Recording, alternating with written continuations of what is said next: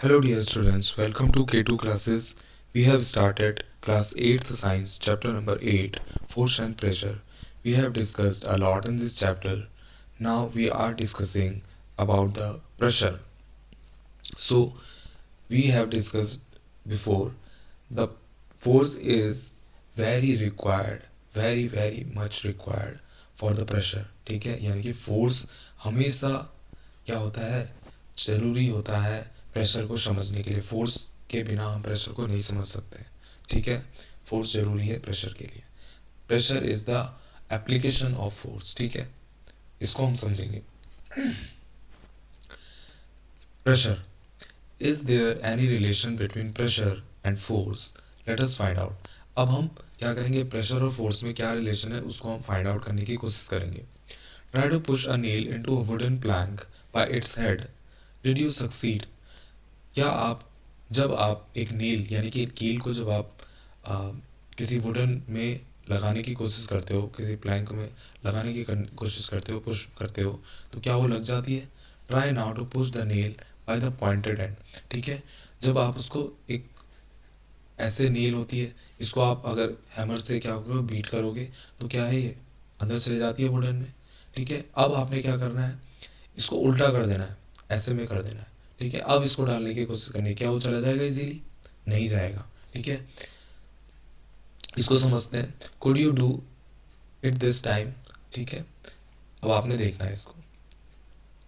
Try cutting vegetables with a blunt knife. अब आपने क्या करना है, ब्लंट नाइफ जो यानी कि जो जिसमें धार नहीं होती है, ऐसे चाकू से आपने वेजिटेबल काटने की कोशिश करनी है. क्या वो कट जाती है? Then with a sharp knife, और फिर शार्प नाइफ से काटोगे, किससे ज़्यादा अच्छी कटेगी? शार्प नाइफ से कटेगी ना, ब्लंट नाइफ से नहीं कटती है. क्यों नहीं कटती है उसको हम समझेंगे. Which is easier? Do you get the feeling that the area over which the force is applied plays a role in making these task easier? ठीक है, जो फोर्स लग रहा है एक पर्टिकुलर एरिया में, ठीक है, एक पर्टिकुलर एरिया के ऊपर जो फोर्स लग रहा है वो इस चीज़ को क्या कर दे रहा है, ईजियर कर दे रहा है, किसी काम को ईजियर कर दे रहा है. ठीक है, ये चीज़ हम समझ रहे हैं.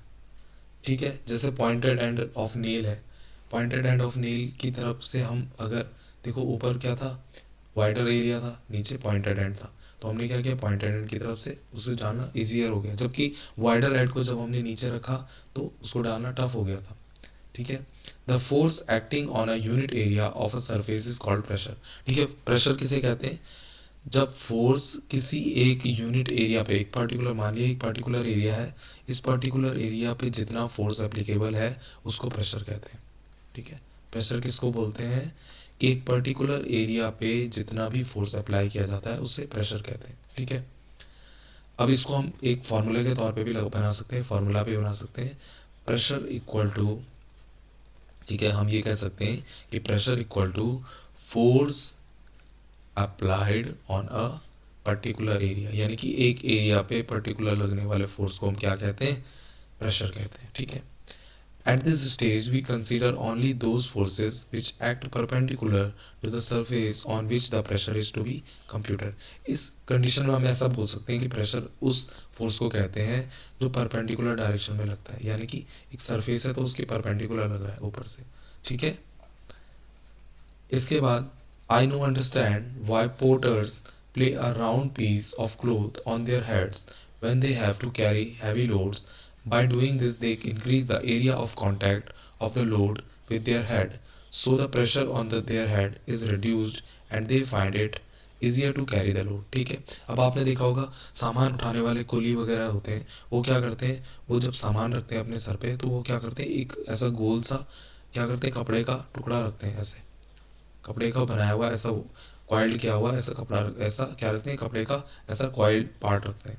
ठीक है, वो क्यों रखते हैं, क्योंकि जो हेड है उसका जो एरिया है वो कम है, हेड का एरिया कम होता है. ठीक है, अब हेड का एरिया कम होता है तो उस पर इतना भारी सामान पड़ेगा तो एक पर्टिकुलर कम एरिया में ज़्यादा फोर्स पड़ेगा ना उस ज़्यादा सामान से. ठीक है, तो उनके सर में दर्द होगा, लेकिन वो उसकी वजह से क्या करते हैं, वो ऐसा गोल सा कपड़ा रखते हैं ताकि वो जो हेड का एरिया है वो बढ़ जाए. अब हेड का एरिया क्या हो जाएगा, इस कपड़े की वजह से बढ़ जाएगा. अब जब उसके ऊपर सामान रखा जाएगा तो वो इतने एरिया में डिस्ट्रीब्यूट हो जाएगा, यानी कि एरिया बढ़ने की वजह से क्या हो गया, वो जो फोर्स पहले लग रहा था, अब सामान तो उतना ही है, सामान तो बड़ा नहीं है ना, सामान उतना ही है, पहले एरिया कम था तो उस पे उस सामान की वजह से ज़्यादा हैवी प्रेशर पड़ रहा था। लेकिन अब क्या है, सामान उतना ही है लेकिन एरिया क्या हो गया है, बढ़ा दिया है उसने। अब क्या होगा, वो फोर्स जो प्रेशर है वो बढ़ जाएगा इतने एरिया में, तो अब उसे कम प्रेशर का लगेगा, वो महसूस होगा। ठीक है, अब वो सामान उसको थोड़ा हल्का लगेगा, सर पे रखने के बजाय उसे अब सामान थोड़ा हल्का लगेगा जब वो क्लॉथ का कॉइल्ड कपड़ा रखता है। ठीक है, इसके बाद note that the area is in the denominator in the above expression. ठीक है, एरिया क्या होता है, डिनोमिनेटर होता है, यानी कि हमने देखा कि एरिया नीचे लिखा जाता है, area.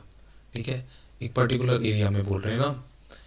So the smaller the area larger the pressure. ठीक है, जितना स्मॉलर एरिया होगा, हमने यहाँ पर देखा पोर्टर को, जितना स्मॉलर एरिया होगा उतना ज़्यादा प्रेशर उस पर पड़ेगा। ठीक है, जितना ज़्यादा स्मॉलर एरिया होगा लार्जर प्रेशर होगा, प्रेशर इज लार्जर। और जितना बड़ा एरिया होगा वो क्या होगा, smaller is pressure, pressure smaller होगा। ठीक है, इसके बाद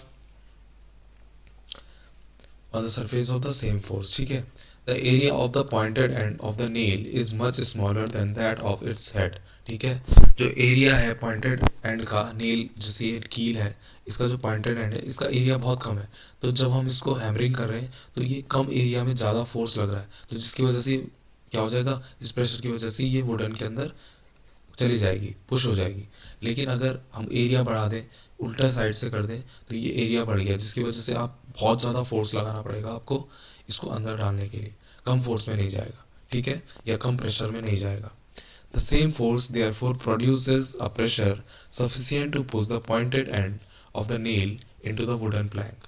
ठीक है, इतना प्रेशर क्या नहीं है, इसके लिए सफिशिएंट नहीं है।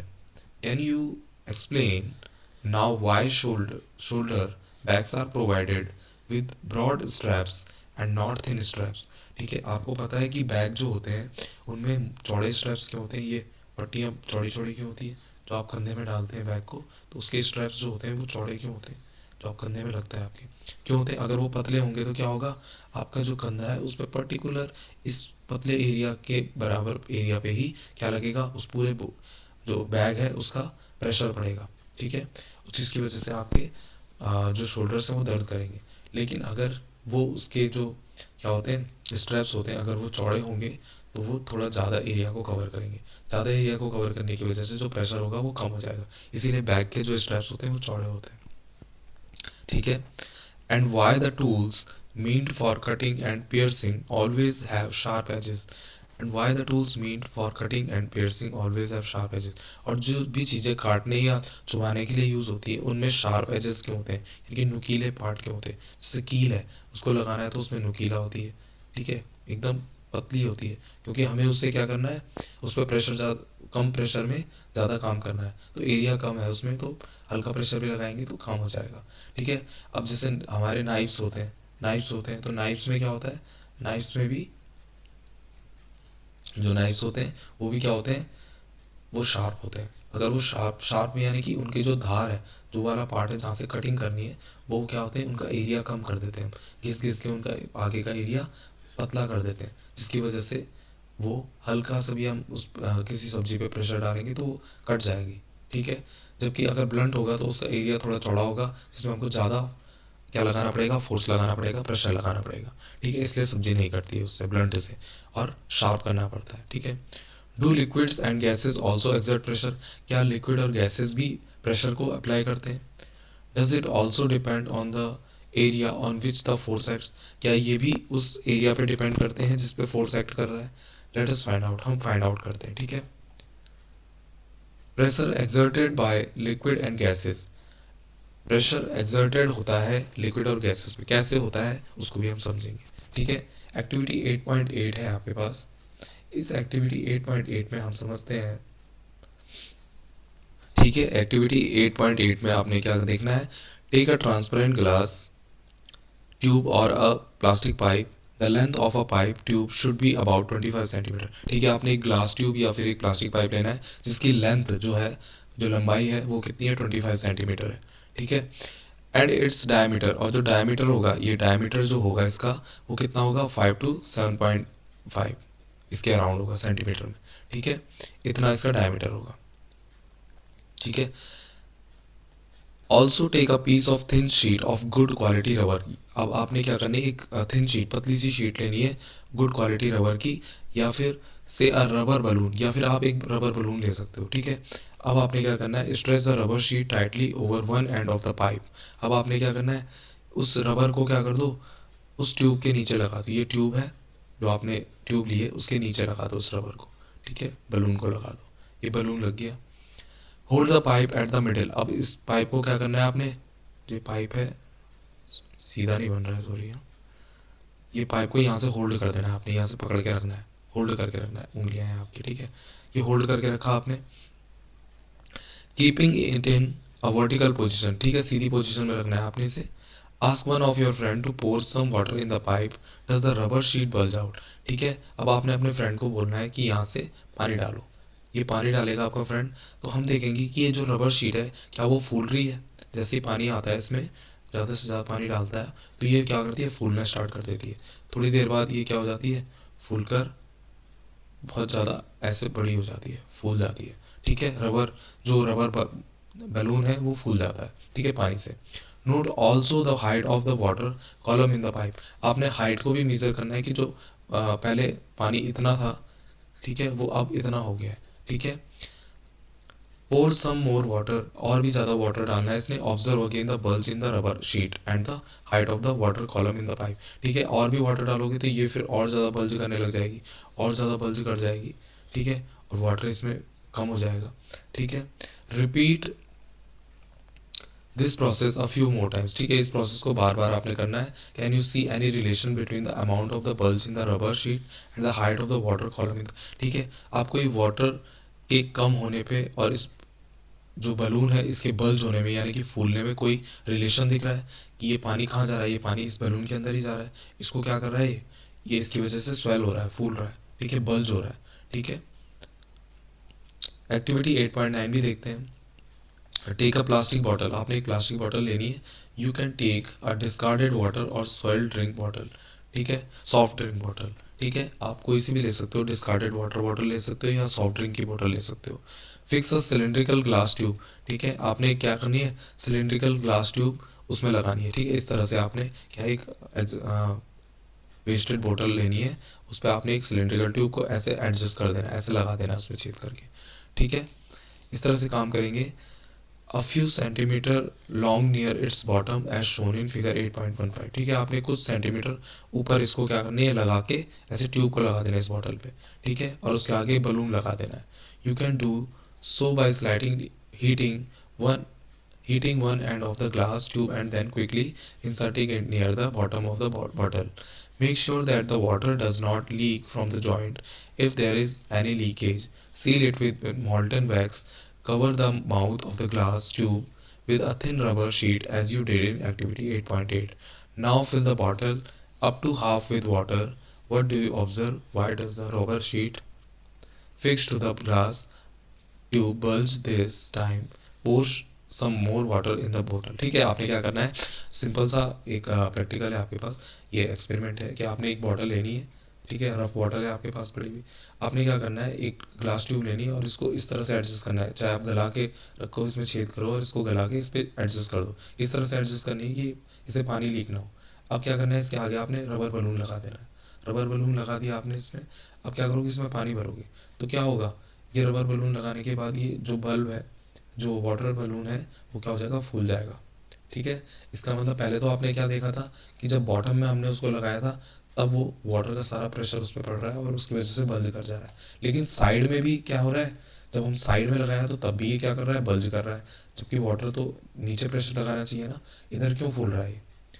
तो इसका मतलब वाटर चारों तरफ क्या लगाता है, फोर्स लगाता है, ठीक है, प्रेशर लगाता है। इधर भी फूल रहा है, ठीक है, यहाँ पर से उसको रास्ता मिल रहा है तो इधर भी फूल रहा है, ठीक है। इसके बाद हम देखते हैं, note that the rubber sheet has been fixed on the side of the container and not at the bottom, ठीक है, कंटेनर के साइड में, बॉटम में नहीं है। जो ये रबर की जो बलून है वो साइड में है, ठीक है, Does the bulging of the rubber sheet is in the case indicate that water exert pressure on the side of the container as well? ठीक है, इसका मतलब क्या होता है कि जो वाटर है वो साइड कंटेनर के साइड में भी क्या करता है, प्रेशर लगाता है। यानी कि बॉटल जो होती है उसमें अगर पानी डालते हैं तो नीचे तो लगाता ही है, साथ में वो साइड में भी प्रेशर लगाता है। वाटर जो फ्लूइड होता है वो साइड में भी क्या लगाता है, प्रेशर लगाता है। ठीक है, नीचे तो लगाता ही है, जैसे हमने नीचे वाले में देखा था, ये एक्सपेरिमेंट नीचे तो लगाता ही है प्रेशर, लेकिन साइड में भी होगा तो साइड में भी लगाता है। ठीक है, दोनों साइड, हर तरफ के लिए क्या लगाता है, जो फ्लूइड होता है वो प्रेशर लगाता है। ठीक है, अब इसको एक्टिविटी 8.10 से समझेंगे। Take an empty plastic bottle और अ सिलेंड्रिकल कंटेनर। ठीक है, एक एम्प्टी प्लास्टिक बॉटल लेनी है आपने। You can take a used tin can और यूज्ड प्लास्टिक बॉटल। आप एक यूज्ड टिन कैन ले सकते हैं या यूज्ड प्लास्टिक बॉटल ले सकते हैं। ठीक है, drill 4 holes all around near the bottom of the bottle. आपने बॉटल के सबसे एंड के से थोड़ा ऊपर क्या कर देने, 3-4 छेद कर देने।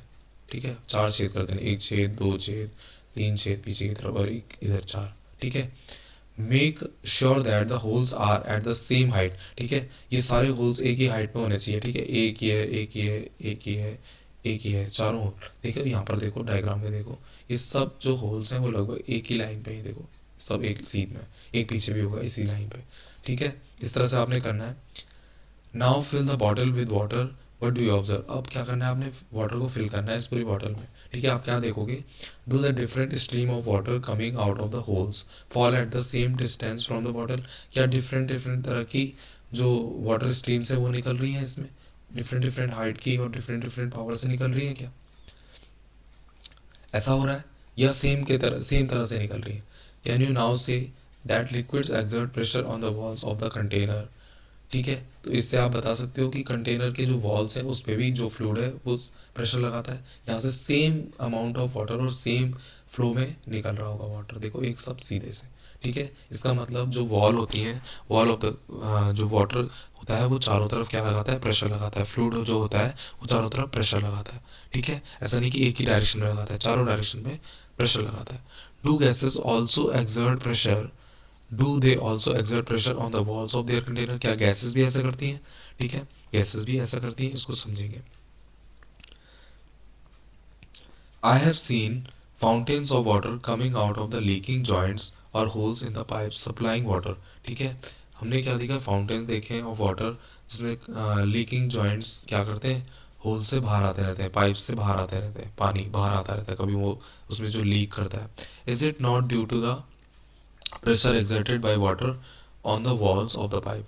ये इसकी वजह से नहीं होता कि जो प्रेशर एक्सर्ट हो रहा है वाटर से वॉल पे, जो पाइप के वॉल पे जो एक्सर्ट हो रहा है प्रेशर, उसकी वजह से हो रहा है कि नहीं हो रहा है? ठीक है, when you inflate a balloon, जब आप एक बलून को फुलाते हो, why do you have to close its mouth? तो तो आपको माउथ को क्लोज क्यों करना पड़ता है? What happens when you open the mouth of an inflated balloon? क्या होगा अगर आप जो फुला हुआ बलून होगा उसकी तरफ आप उसको मुंह पे लगा के आप क्या कर दो, मुंह खोल दो, क्या होगा? Suppose you have a balloon which has holes, या फिर आपके पास बलून है और उसमें होल्स हो, would you be able to inflate it? तो क्या आप इसको फिर फुला सकते हो? अगर बलून में छेद हो तो आप उसको फुला सकते हो? नहीं फुला सकते, क्योंकि आप हवा करोगे तो वो उन पोर्स से बाहर आ जाएगी, उन छेदों से बाहर आ जाएगी, उन होल से बाहर आ जाएगी। If not why can we say that air exert pressure in all direction? इसका मतलब एयर जो होती है वो भी हर डायरेक्शन में क्या लगाती है, प्रेशर लगाती है। Do you recall what happens to the air in the bicycle tube when it has a puncture? आप बता सकते हैं कि क्या होता है अगर एक बाइसिकल की ट्यूब होती है, जो साइकिल ट्यूब होती है, उसमें पंचर हो जाए? Do these observations suggest that air exert pressure on the inner wall of an inflated balloon or a tube? तो आप ये बोल सकते हो कि जो एयर होती है वो इनर वॉल्स जो होती हैं बलून की या ट्यूब की, उसके इनर वॉल्स पे क्या लगाती है, इक्वल प्रेशर लगाती है। ठीक है, हर तरफ। So we find that gases to exert pressure on the walls of their container. ठीक है, तो जो गैसेस भी होती हैं, इससे हम कह सकते हैं जो गैसेस भी होती हैं वो भी अपने वॉल्स पे, कंटेनर की वॉल्स पे क्या लगाती हैं, चारों तरफ प्रेशर लगाती हैं, जैसे फ्लूइड लगाता है। फ्लूइड अगर आप कहीं भी डाल दो तो नीचे भी प्रेशर लगाता है और किनारे भी प्रेशर लगाता है। ऐसी गैसेस भी क्या होती हैं, नीचे ऊपर चारों तरफ क्या लगाती हैं, प्रेशर लगाती हैं। ठीक है, तो फ्लूइड में प्रेशर इस तरह से काम करता है। ठीक है, इसके बाद नेक्स्ट हेडिंग है हमारी एटमॉस्फेरिक प्रेशर। एटमॉस्फेरिक प्रेशर को हम नेक्स्ट वीडियो में पढ़ेंगे। इस वीडियो में हम इतना ही करेंगे। फिलहाल आप इस इन वीडियो से अंडरस्टैंडिंग और अच्छी करते रहेंगे अपने चैप्टर्स की। Till then keep studying, keep enjoying, have a good day, bye bye.